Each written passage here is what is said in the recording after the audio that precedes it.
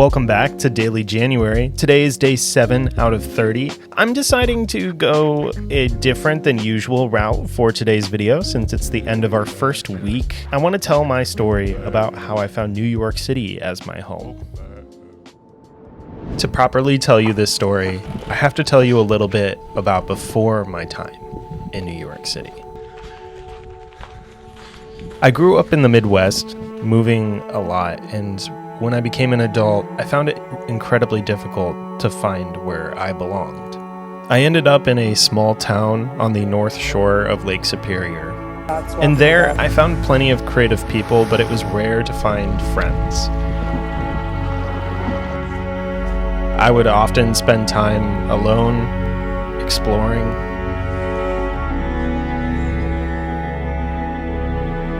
And probably more than anything, I would spend time on the shoreline.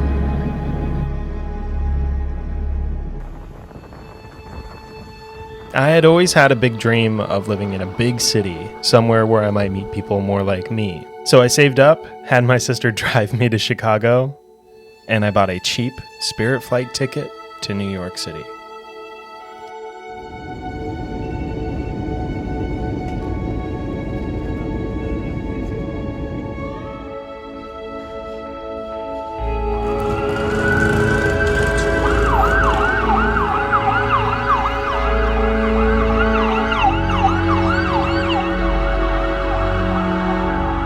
That weekend changed my whole life. I think it's often underestimated the power of simply letting yourself try something new and truly consider what it would take to make a change. During my time in New York City, I remember having 3 questions that I wanted to answer while being here. Is this place a scary place? No, it's not. Are there people like me? Yes. So many. And the last question, who am I, really?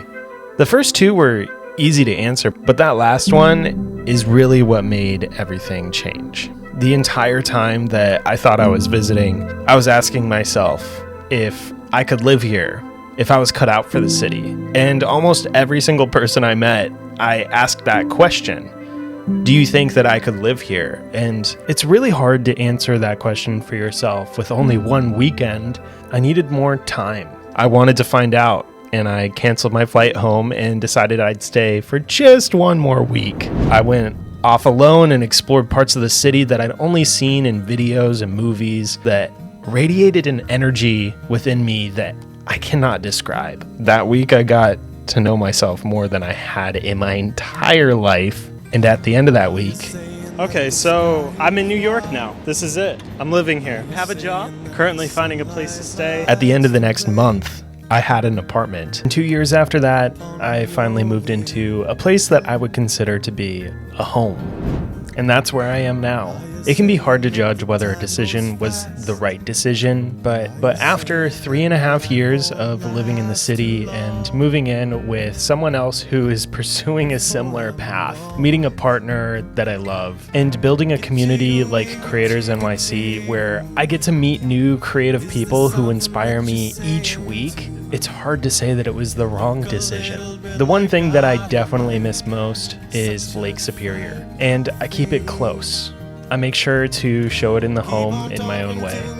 And every time I look at these, all I can think about is the entire journey here, how grateful I am for what I have. Even though I'm not on the shoreline, I still feel right at home. Whew. Was that as good for you as it was for me?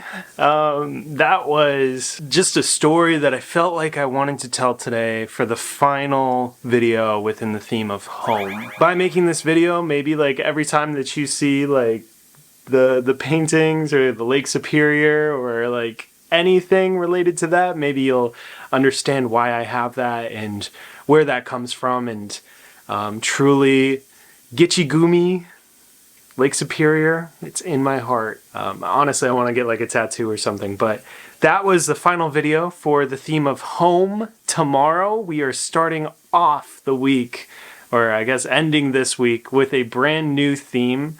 I'm pretty excited to share it with you. I've got most of the week planned out, so like I know what I want to make, and I'm really excited to do it, but This one was just a heartfelt, impulsive, like literally just did this tonight just because I wanted to tell this story. So thank you so much for watching. And I'll see you in the next one. Bye.